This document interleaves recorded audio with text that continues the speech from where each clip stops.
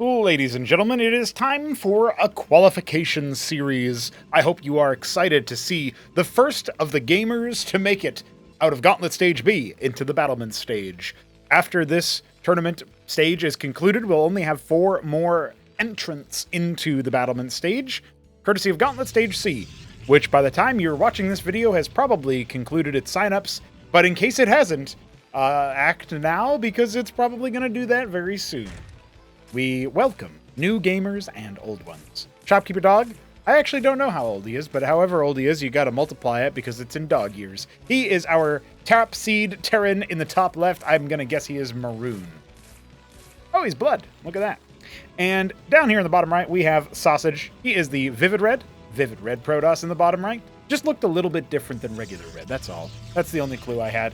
Going 2-gate IC versus a single Fulcrum so far. We'll keep tabs on the bills, or builds. Bills? You can pay bills through coffee. Didn't you know that? Anyway, builds as we take a look at the little veto here that we have. Mostly looking here at the early maps. Obviously, Near Impact will be our starter. We're on it right now. Crisis Vector up next, so Jujic getting activated very early on.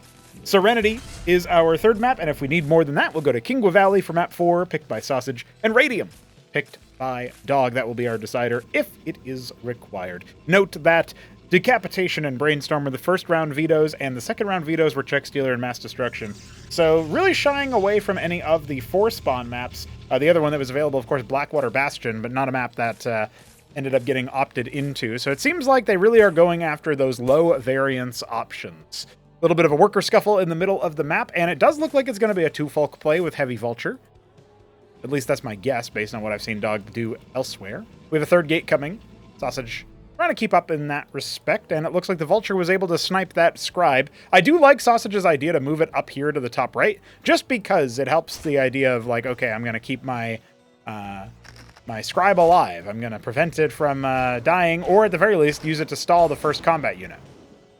Hierophant easily able to dispatch the wounded scout, so we know exactly what's up that ramp, at least the big unit that you got to worry about. It is going to be Quad Vulture into Blackjack. Okay, so at least I think this is Blackjack, but honestly, Dog has definitely been prototyping the Matador drop build. I don't know if it was him who did it or Aoud first, but either way, they've both done it as some of our top Terrans, actually. Aoud reigning champion, so a bit of a different league than Dog, but definitely I'd say they both have really solid early games, generally speaking. Although Dog frequently will go for a very greedy opener. He's getting his Ministry before his Star Pad, but that's fine. He can start harvesting Vespene now. Obviously, again, he did harvest Vespene to start his Fulcrums, but since then has been pure Vulture. Very well optimized builds Dog has, usually. The problem is that it sometimes can be a bit on the greedier side, and then you're kind of in a rough spot there, right? So that Zealot is offered up to the Vulture Gods. Not quite sure why Sosij elected to do that, but hopefully not the biggest of deals. I don't know, it feels like, we have people who I kind of consider the gatekeepers to class 3. Like, if you can't handily defeat Grass Eater or Smarty Cakes even on his off races, I think his Protoss is actually well above the bottom of class 3. And then, you think about the way that, trying to think, is there anybody else who I would consider a solid gatekeeper? I don't know, if you lose to, like, Jujic on the random, I think that was one case. I think his Protoss is also a little bit better. Maybe not as good as Smarties, but not all the way down to the bottom of Class 3 either. I'm just thinking of players who, like, they're not that much better than the average Class 3. If they're better at all, they might be on the bottom end of Class 3 in terms of skill. And I guess that you can't even really say that about Grass Eater either, can you? Because he's slowly improving and getting up there. Maybe not so slowly at the end of the day. But I'm kind of going through the whole motions here of, like, okay, here's what I think about these players and stuff. There's certain players that I think of as essentially like, if you can't beat them, then you don't deserve the rank that they are at. You're going to be a rank lower than them. And one of the other thoughts that kind of contends with this is I do think Shopkeeper Dog, to some degree, if you can't beat Shopkeeper Dog regularly, if you're not able to handily dispatch him in tournament games in particular, I do think that there's a question as to whether or not you ought to be able to get class 2, right? So that's just an interesting thing. I think it's kind of neat to think about. Now, Dog has decided he doesn't need any add-ons for his Ministry based on his base layout, since he has grounded the Stockade with the Vestry. You can lift it off, but then you'd lose out on the Vestry. And the mines are just slowly being cleared here by Sosij, who has gone for the Artisans and adding an extra Warden to his main base that is replete with gateways, 4 of them. So it's gonna require him to miss some rounds of units so that he can actually get his Nexus down. It's not one of those build orders where you naturally get your Nexus before because you have the float of the minerals that constantly tell you, oh, I got to spend this. And then you're like, okay, well, now I'll put down the Nexus and then add more production. Sosij has gone for the production first. Clearing out those zealots or those mines with a single zealot, always nice. The witness obviously feeling pretty useful here. The Cestan, that's a D&D reference. The Cestus is dropped and is definitely going to be helping later on. But it looks like that attack was just abandoned immediately. I wonder if maybe a couple extra zealots would have helped even the odds there for Sosij, but he's still active right now. It's just that he's definitely behind in workers, and he's also behind in terms of economic tempo. He's not mining from 2 bases the way that Dog is. Now, Sosij is harvesting with artisans, right? Looks like just the one. His other one was with the army, so that's a bit of a mistake. But yeah, he has gone for some artisans, and he's going to go drops. But he doesn't have any tech to go alongside it, which feels a little bit like a missed opportunity. It's not like there's an Ardent or something so that you're making a Cantors or Positrons to try to hit those workers. Although, admittedly, the Mason is a lot more tanky than the other workers, so it's a bit harder to kill with Positrons. You usually do want to invest into the Cantor. Either way, we are talking about a potential maybe Zealot drop. I think Zealot drops are kind of underutilized. As we can see here, it's going to be a double Dracodon drop. I'm not as much of a fan of that. I don't think that they can get too much done. They have to be very heavily microed, and that means that you're probably going to be lacking in other departments. It looks like we're going to go up to at least 5 folk, maybe a 6th one at some point. We have that patented, single Palladium alongside the double Scrapyard, and Shopkeeper Dog seems like he's ready to go. He's going to unpack his Shamans and bring them alongside the rest of his units while he waits for his 2 folks to finish. So I guess there's a chance that maybe the 2 Dracs can do something here, but I think just like 2 Blackjacks and the Masons will be enough to deal with that. If the Shaman is out as well, that's going to be pretty difficult. Now we've got some of these mines getting cleared in the natural, and that should show that indeed Sosij is planning to go for, oh, look at this, double Ardent. Not a bad idea. Now the Dracs are going to be dropped. I guarantee you Dog has not been dropped with Dracs anytime recently. Dracodons are just not normally a dropping unit, but he's going to go ahead and try to clean them out and disable these Fulcrums before they can really finish. The Blackjacks are slowly rallying out, as previously mentioned. Now there's a Phalanx. He's got to get the hell out of there. So he kills 2 workers, denies mining for a brief period of time. They're going to go ahead and get back up on that. And meanwhile, obviously, Shopkeeper Dog has been able to move across the entire map because that is one thing that I think maybe Sosij messed up on is I don't know where his witness is. I'm actually looking around for it right now. I don't see it. It's still with the army. That's a big whiff, in my opinion. I think you need that witness elsewhere, like on the, Terran's production, on the Terran's army, so that you can adequately prepare, because right now he's not pre-split. The Blackjacks might just end up getting him, like by themselves, it feels like the Blackjacks might be able to do a lot here. I guess with the Shamans as well. But yeah, with those Phalanxes, I think Sosij is now very uncomfortable. He's making a couple of Positrons, but those are not going to help versus this army nearly as much. Pretty reasonable, in all things considered. They're okay versus Blackjacks, but it feels like this is a little bit too much Terran here. And unfortunately for Sosij, it does feel like he's going to fall flat. He has dropped a couple of Ecclesiasts, and so his units are going to move a little bit faster, but kind of getting caught on themselves as they try to get up the ramp. And the Blackjacks, again, just trading super well versus this Gateway army. It feels like as this falls and he hasn't been able to do anything to those Phalanxes, it's not like he's been able to Zealot bomb or anything. He is definitely in a weak position now, likely to lose this Nexus, and from there the game. Shopkeeper Dog leveraging his position here. Neblime was on the cast at one point for one of these series in all the way back in Gauntlet Stage A, actually, towards the qualification set, or maybe it was one of the other matches. Looks like those Dracodons are going to come back in and cause a little bit of chaos. I suppose if that had happened at the same time as the attack was going on, maybe Dog would have been, I think he might have been a little bit better equipped to deal with it, because he would have had more units just idling, but I do think that might have helped him out. Sosij out a little bit, because it would have split the focus, and that might be an area where Dog struggles. But I think that was just an Cantor going down. Maybe that was a Positron, I'm not sure. But either way, we are struggling here for Sosij. He does not have any more action. And yeah, the thing I was going to bring up about Neblime is he thinks that Near Impact is very Terran favored. I'm not quite sure why, but I don't think that this match necessarily demonstrates it. However, good for Dog to, if Neblime says that it's Terran favored and he's the Protoss, not necessarily foremost expert, but I think he is our highest ranked Protoss player right now. So yeah, actually I can say the foremost Protoss expert. Before that, maybe you could argue Swarmlord was doing pretty well with it before he switched to Zerg. I guess hit him up when he decides to come back and grab a ton of games. He might be pretty good at it. Aoud and Dog play occasional Protoss games as well, so they can throw their hat in the ring. But as of right now, I'm thinking if the foremost Protoss expert says it's good, for Terran, then I'm willing to trust that, okay, he has his reasons for thinking that, and they're not crazy reasons either. So a little bit crazy for Sosij to still be in this game, but he's losing his final Cantor, and that will be it for him. GG. We go on to the next one. Shopkeeper Dog doing the classic single G in response. Then Sosij leaves. Then he types the real end. And he's like, oh shit, he probably thought I was BMing him. But you know what? Take your tactical edges, your psychological edges where you can. Shopkeeper Dog is up 1-0 in this set. We move on to Crisis Vector for map number 2. Alrighty. Sosij is in the top left as our Vivid Red Protoss here once again. He is hunkering down on his own map pick. And in the bottom right, we have Shopkeeper Dog. Looks to be rocking the Cyan. Indeed, the Cyan Terran. Very cool, very classy. Necron's favorite color. Although he prefers it on Zerg, as he is, of course, an infested Terran in real life. All right, we will see how this match goes. It looks like it's going to be Lattice first. I was going to... You basically expect that after seeing the Vespene. And we do, of course, have Dog going for Fulcrum. So I don't actually know how deep Sosij's playbook is. This is the first time I'm seeing Sosij play. Worth pointing out here that he has basically done fairly well in the opening stages. He managed to get by, I think the first one was actually a default win because his opponent never showed. But he managed to get by P-Sense relatively easily. So that P-Sense is a fellow Peruvian, so there's a little bit of a, rivalry there, a friendly rivalry between the two. P-Sense was the strongest Terran in his group in the March Invitational, the strongest player in the group for the March Invitational. He won his match. His whole group overall, he was first place. I think maybe he lost a single map. I'm not sure. It might have been 4-1. It could have been 4-0. It's hard for me to remember. But I remember seeing him struggle a little bit in some of the matches, but ultimately come away with the dub. So for Sosij to just 2-0 him, and I was the admin for that series, and one of the reasons why it's not cast is because I'm not going to rewatch a game I already saw and then be like, I wonder what happens next. You know, my memory tends to be pretty good. If I forgot a lot more stuff about games that I saw like last week or whatever, then maybe it would be a bit different, but not going to happen this time around.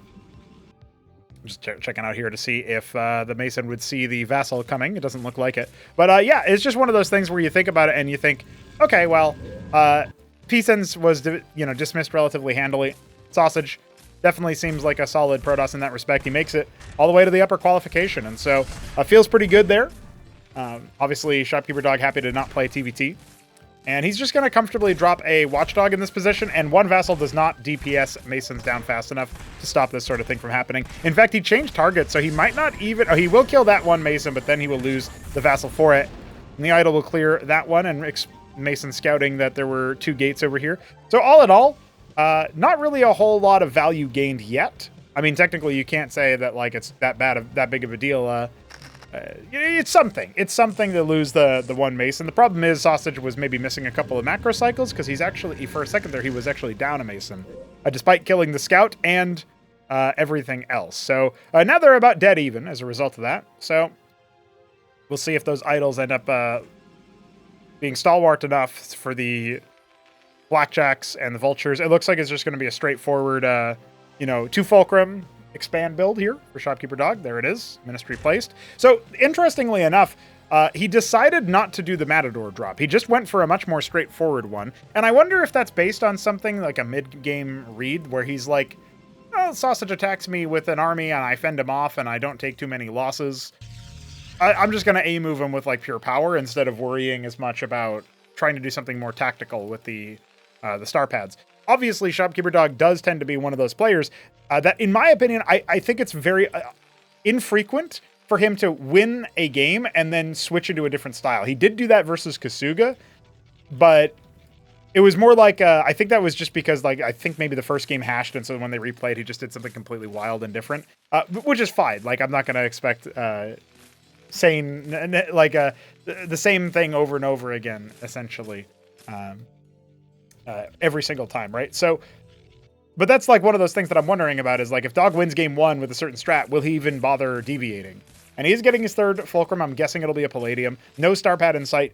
I don't recall a star pad being made at all last game either. Certainly didn't see a Trojan or a Wraith or an Anseal or, God forbid, a Valkyrie. But there have been adjustments from Sosij, and I'm not just talking about the faster Nexus, the Lattice first.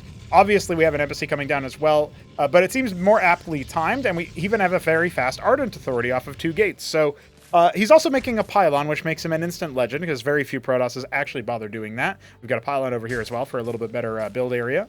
And a stockade is coming for, instead, yeah, this is the tech choice. Dog going for a stockade, he'll go Vestry, he'll make Shaman, and then that'll be his move. That's what he's spending his Vespene on when he's not spending it on Phalanx or additional Fulcrums. So that seems to be the play. I also think it's pretty neat that he goes for the 2 extra Fulcrums and not like straight to 6 Fulk. The 5 Fulk build is basically so that he can add 2 more rounds of Scrapyards so that he can keep pumping out Blackjacks over and over and again. So yeah, I think that's reasonable. That's pretty good. We got a bunch of Zealots, we got a bunch of Idols, we got Wardens on the way. And we already have Positrons out. That's kind of interesting. I suppose Positrons are pretty reasonable versus Blackjacks when you get enough of them in number.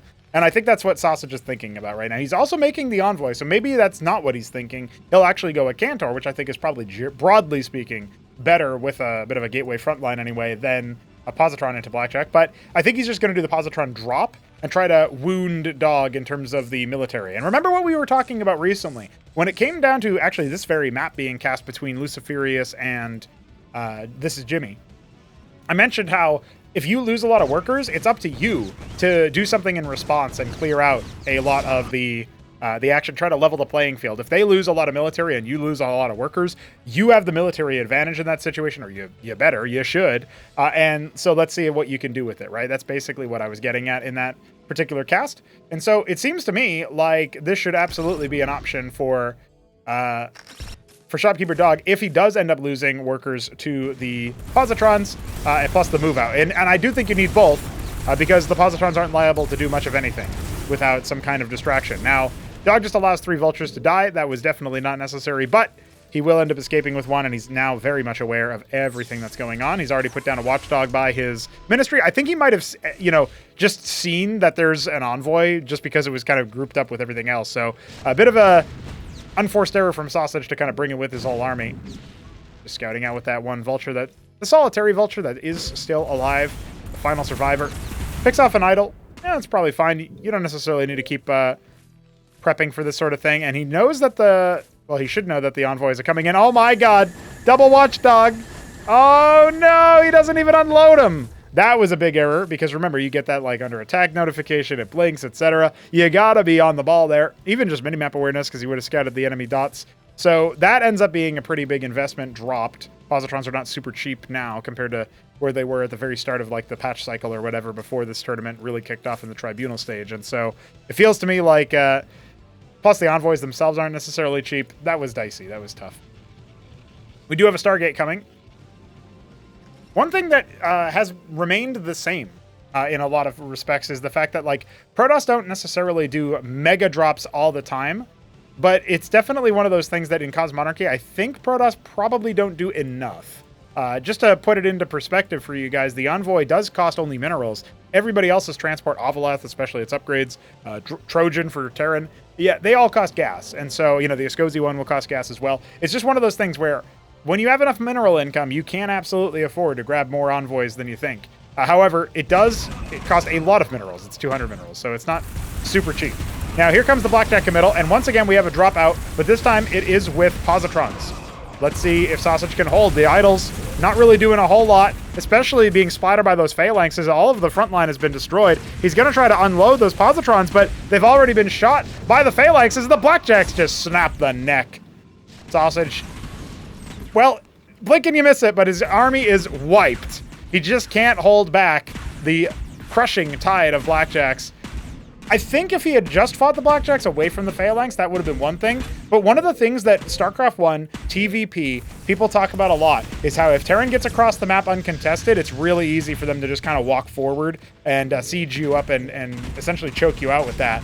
What you need to do is slow their push. So Sosij probably needs to be across the map versus this style, whittling it down, constantly making him deploy the Phalanxes over and over again, buying time for money and tech to be leveraged at the main base, which is a really difficult style. That's really hard, I think, for somebody to just kind of intuit based on that. I'm pulling from, another game in some respects. StarCraft 1 very different than Cosmonarchy, even though they share a lot of agency, they share a lot of lineage, very obviously, since Cosmonarchy built in StarCraft 1's engine. Looking at it right now, I would say there's it's looking really hard for Sosij to adjust. I'm not going to count him out, though. Maybe he can come up with something on the fly. Maybe he has another trick up his sleeve in general that he prepped going into this. But I guarantee you he was not prepared for the Blackjack Phalanx special. And Shopkeeper Dog, will he even bother changing his style? Again, it's worked out for him so far. Let's go to our third map, Serenity. Well, is it going to be 3 games of the same ordeal, or do we have something different this time around? Either Shopkeeper Dog will change up his strategy, or Sosij will force a 4th map in this series in a different kind of way. No gas this time, so it looks like we will be seeing Gateway first from him. On his opponent's 2nd map pick, Serenity. Map by BDB and decorated by Jujic, from what I recall anyway. Shopkeeper Dog going to be going for his patented Fulcrum first. Yeah, I don't think I've ever seen him go straight bio, except for that one game versus Hapsea that caused him to leave the entire Discord server. So that was pretty good. Shout out to that one moment. What was really funny about that, actually, if I can tell you guys a little inside baseball, is when that happened, Shopkeeper Dog wrote sorry, and then the sobbing emoji, like the waterfall tears emoji. Anyway, that was really funny to me. Like... Yeah, you really should apologize for winning a TVP, actually. I don't think you're allowed to do that. That's against the law. But Shopkeeper Dog has been doing that for a little bit now. Honestly, Sosij has not been Sosij Lord, I'll tell you that much. Although he does post a lot in the Visual Pizza channel, which is the food channel. Classic move. So if you're interested in food, definitely check that out. Going to be a gateway directly into a Grand Library, and then after that... he's going to go for the Hierophant. So I like the later Hierophant. I don't mind either one, really. But if you're going to go for fast tech, I wonder what the Grand Library is going to be all about. This is clearly... it doesn't feel like this build has been super aggressively mathed out. I feel like maybe he'd have the Hierophant a little bit faster or something like that. I think he had a little excess minerals, so he probably could like go on gas a bit faster. But anyway, it's interesting that he's going for this. The Embassy early on is kind of interesting as well. You consider it. You think to yourself, okay... yeah, I'll have artisans out and such. Now here comes the Mason Scout. It's going to distract the Hierophant. Maybe the Vulture will get in. He sees, oh, it's Grand Library. Oh, it's Embassy. That's a very good scout there. So this is one of the things that I was thinking. Maybe if the Hierophant was like 3 seconds faster there, it actually denies the Mason Scout at that timing. How common that timing is yet to be determined. I'd love to see these scribes on the minerals so that he has a little bit more resource efficiency. Yeah, during the Sedent's warp-in time, that's definitely better.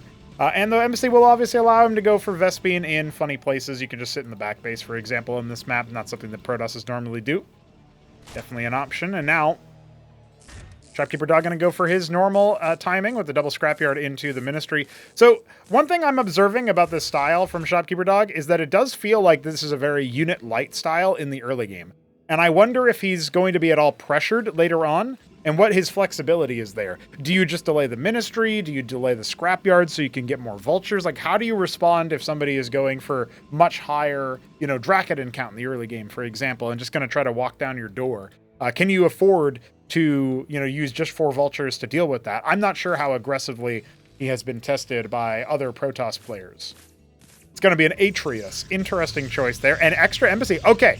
So Sosij is laying down the gauntlet, throwing down the gauntlet here. He's saying, I'm going to go mass artisan and just try to equalize that way. And I'm just going to have this ball of ranged units, Dracodons and Atreuses. And I'm going to see if I can't just whittle you down that way, deal with your push that way. Just stat stick my way out of this. I'd love to see a Cantavis if he gets enough gas eventually, courtesy of all the artisans. I think that would be a good play. And the Witness is here early to see that it is indeed going to be the same build as before. Now, whether he recognizes that or not is yet to be determined. But, he'll see the Fulcrum go for the Palladium in a little bit. Throwing down some mines just to cover all the possible exits. Would love to see... do we have any more mines here? Nope. I was going to say maybe he could try to do a ring for drops or something. But, yeah, it's going to be artisans. Artisans galore. And just there is a single Cantavis on the way, so... I think if he builds up enough Cantavises, he can try to deal with the Blackjack count. He just needs to play away from the Phalanxes, and we do know that they are coming.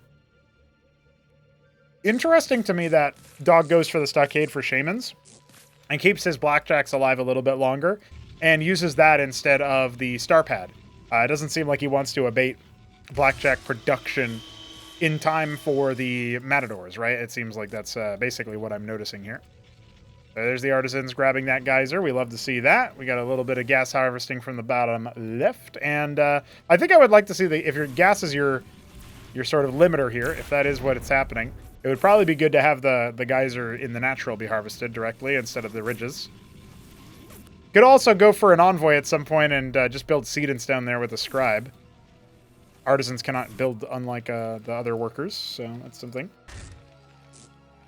Vestry on the way, and yeah, you can tell here's very concerned about a drop, and that makes sense, right? He has no he hasn't Watchdog scouted, he hasn't seen that this is actually artisan play, so there's no real opportunity for him. With no star pad, Watchdog is kind of the only other scouting option you have, and so far the artisans haven't magically flown over the bottomy mines or where the vultures are hanging out, which is right now just at the 9 o'clock position. So this double gas base will soon be colonized. Love to see that. Ah, I see. He's going to go over here and grab that gas as well. Honestly, they also sort of act as scouts for if there's a drop or some other shenanigans. That's kind of interesting. And going for a Stargate. So it's going to be like Grand Library, you know, Zealot, Cantavis, Atreus, etc. But I like the extra gateways for the Zealot, the sort of mineral dumping there. You just get a lot of Zealots and more Dracodons as well. Splash damage, it's going to be a challenge, right? It's Cantavis, maybe Exemplar would be good for the extra range that they have compared to the Blackjack. I think they only have 1. It might be 2. I can't quite recall. A lot of extra artisans. A couple of them are idle over there. That definitely needs to be rectified. I don't hate this game plan because, again, the timing has been pretty predictable on the move out, right? And Shopkeeper Dog a little bit concerned about potential, you know, counterplay with the drops. He's actually going to pull those Blackjacks away. He has his Watchdog ring, so he's not necessarily concerned about them flying in with no warning. And he can probably pull the workers fast enough and react, etc. Hasn't been able to get rid of the, there it is, the witness, but the shamans will take care of that problem for him. Very good, very good. And now the ground army is going to be moving out on the map. This is a risky time because, again, does he have enough to actually hold the attack when it comes in? The Cantavis is on the high ground. I think that would be scary if not for the vultures moving in to regroup with the rest of the army, just acting as additional meat shields. Those Cantavis absolutely need to be impeccable, and he's got 2 more Stargates for a total of 3. Artisans harvesting quite a bit. Some of these Blackjacks are going to scare him off, and the reaction time not quite there to pull them away in time, so a lot of them are going to go down, maybe all of them here. Yeah, unfortunately, every single one of them going down. That's 5 of them dead. But that is a lot of artisans that, you know, maybe the game plan is now obvious here for Dog. Now, again, you've made a siege happen. Just fall back, right? And see if he can't blanket the Blackjacks with Psystorm. That seems to be the game plan here, and it's a wise one. But he's not going to have too much time to fall back towards if he's not careful. Yeah, big concern here. Oh, no. The units are getting stuck. That's a Hierophant and a Dracodon for essentially free. Cantavis are going to go ahead and put the storms out. Needs to fall away after that. And remember, when you storm enough of the Blackjacks, right, like, you are absolutely going to get that stacking damage and eventually kill their movement speed, kill their attack speed. Got 3 Exemplar a pop, and they're about to appear here. It looks like all 4 of them are going to be on the line. He's queued up a lot, so he doesn't have any Zealots coming. No further Cantavis either. The split is good. He's kind of pocketed the Cantavis down here, but Dog is splitting pretty well initially, and now it looks like he's going to either get pathfindinged or pathfound, right? Or he's going to just sort of leave it there for a bit. It looks like a star pad on the way. I wonder if that's for an Anseal or what. Maybe try to get his way up there. But this is the first time he really has been given pause, it feels like. Cantavis are not able to be protected if the vultures run in, or if the Blackjacks run in. Feels like this will be really difficult here for Dog to not be able to just kind of punch them down. He hasn't realized it yet. Surely, there it is. Okay, the storms are going to come in. Try to force him back. The Violent Sorcerer. Storms are stacked up. Oh no, they ran out of energy at the worst possible time. But here come the Exemplars charging forward. They should be able to break out those Phalanxes if that's what he wants. He's trying to keep his ground army back while the Zealots pop out. Grand Library not turning. A couple more of the Exemplar are coming out soon. Does he have enough to actually stop the Blackjacks from running roughshod? This range does only increase by 1, so the Blackjacks are going to be able to do something here. But is he lost too much on the ground? Remember, the Phalanxes are not actually being dealt with right now. The 3rd base coming up for Shopkeeper Dog behind this. And in tank mode, the Phalanxes can absolutely do some damage, but the Exemplar, I think they're kiting back a little bit too much. They need to just focus fire, clear out the anti-air, and then stop the workers from going down. Oh, if that siege mode happens, he could be in such a huge amount of trouble. All of his ground workers getting cleaned up. And now it's just going to be a bit of a massacre here as more ground units pop out of the gateways and such. Sure, he's got his artisans. Sure, he's been harvesting pretty well, but the problem is he did lose a lot of workers during that. Now, what is the reaction? It's Goliaths, baby. He's making tons of Goliaths. You don't need an add-on for him. He can make them out of every single fulcrum. Gorgeous. No ground army with this either, by the way. There's no zealots. There's nothing to occupy the time of the madrigals and the Goliaths. And is this going to be enough? Dog is pushing forward like it is. He's going to take care of a number of those exemplars. Only 4 of them remain. All of the Cantavis went down. The zealots, only a few of them exist. He's actually already deployed that madrigal. Oh, that one very close to death. The shaman's keeping it alive. Man, it's really close, actually. Sosij might still be able to clutch this out, but I don't know if he can actually kill some of these mech units. The shamans weren't picked apart. They were not the targets earlier, and now the exemplar ball is really just reduced to 3. We got 3 more coming, but that pylon could go down, and with it all 3 stargates depowered, I think that's it, man. Shopkeeper dog might have just qualified into the battlement stage. That's a wrap. 3-0.